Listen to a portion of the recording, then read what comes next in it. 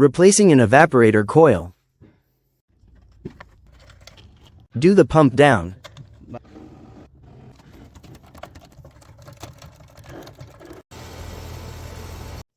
Cut the copper lines.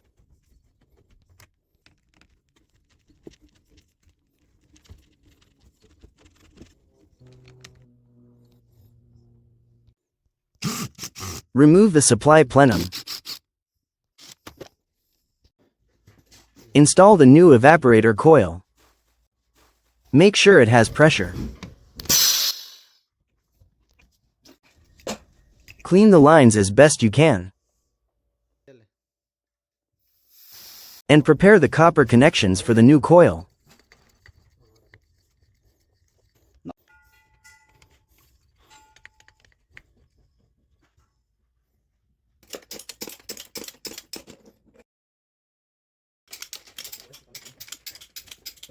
Apply nitrogen atmosphere and braze.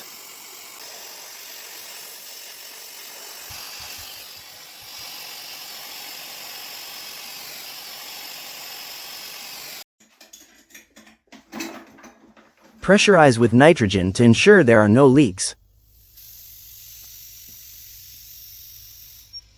Vacuum, below 500 microns.